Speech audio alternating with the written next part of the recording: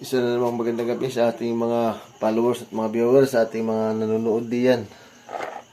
Narito naman po at tumug pa na naman ng ngayong gabi ito pagkatapos na itong bagyo na si pangalan itong bagyo ito. Bagyong Sinika ay ba ito tayo nakadali na naman. Ito po yung nadali natin mga isda. Saka mayroon po tayo dito isang cuttlefish na baka ito yung mga kulang 1 kilo o 1 kilohan ganyan. Baka mga 1 kilohan nga siguro ito. Yan po. Saka ito mga nadali nating isda ngayong gabi. Sa mga bago pa po sa ating channel ay pakipalo na lang po ninyo. Yan at like na lang po sa inyong mga nanonood dito sa ating mga ginagawang videos. Yan po yung ating mga nadaling isda. May ginilang at hindi na kabot sa atin yung sama ng panahon. Makapagluto nito. Nilutuin muna ito para may panghapunan. Panghapunan ay pamagana yata ngayon. Tumog pa muna at nang may mauulam.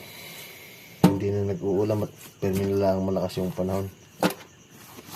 Ito po. Sisigangin natin mamaya ito. Ilang piraso yung sisigangin niya? 3. Makakabinta na ulit tayo nito. Meron na rin kanting hanap kahit pa paano.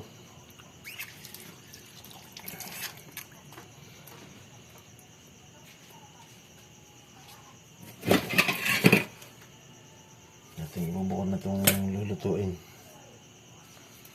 Yan po ang mga maluluto. 3 piraso. Yung iba naman ay bibinta na lang.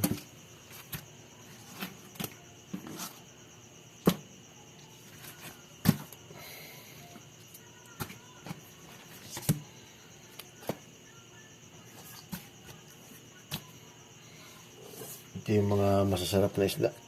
Masarap din natin na patunggan ito na isda. O inihaw.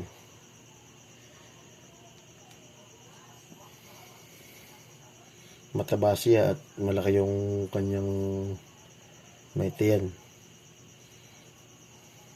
Kaya ito isisigang at ito'y kasarapan itong mga ito. Ito. Nakadali din tayo ng maliit na surahan. Surahan na siya. Saka 2 darapido itong ating isisigang muna. Makakain at magutom. Nakakagutom pag nasa sa dagat. Yan po yung ating mga nasultahan ngayon. Yung cuttlefish naman ay ating ibibinta na rin mamaya.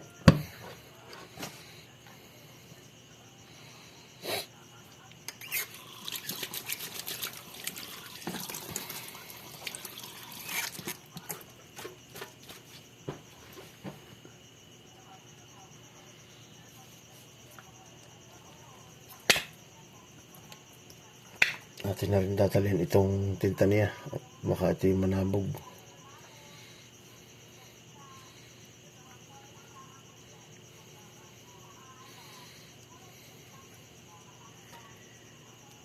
Sayang din yung tinta niya pag nanabog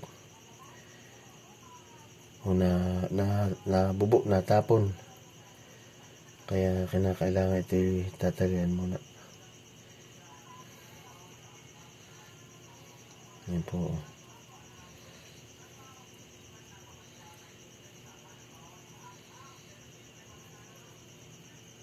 Kinakailangan yung madami-dami yung pagkakatali at ito'y naluluog ng kanya.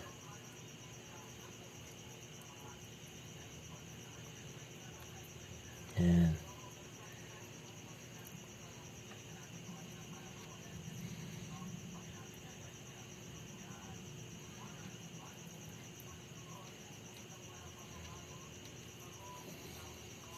Okay na ito. Ito naman po tawag naman dito ay midyad. Tawag namin dito sa amin ay midyad ng ganitong isda. Yan. Kahit anong luto po pwede dito. Basta luto na pang isda na luto.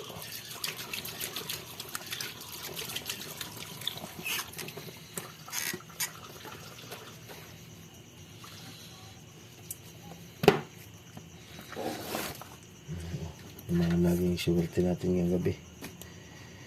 Maraming salamat na naman po ulit kay God at nakaswerte ng ganitong mga isda. Kahit lang medyo malilit-lit ay meron na rin na maibinta. Yan po. Ang tawag naman namin sa ganito na isda, tinga ng buwan. Totoo kaya naman ito yung nakatingala sa buwan. Ito naman talagang ilaw lang ang mata. O nailaw ang mata niya.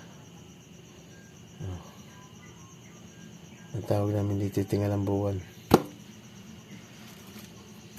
Ito yung mga malilit-lit na ito. Yung tawag dito na sa amin ay mga derapido. Saka ito yung bunhak. Bunhak ang tawag namin dito sa ganito. Saka ito yung bukawin na.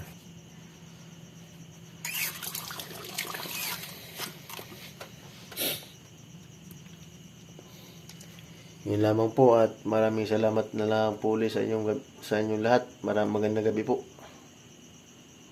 Hanggang dito na lang po muli yung ating videos. At sana po ipatuloy ninyo suportahan yung mga ginagawa nating videos. Para po lagi tayong updated ay paki-share na lang po. Yan po. Kaswerte tayo ng ilan. Magandang gabi po sa inyong lahat. Salamat.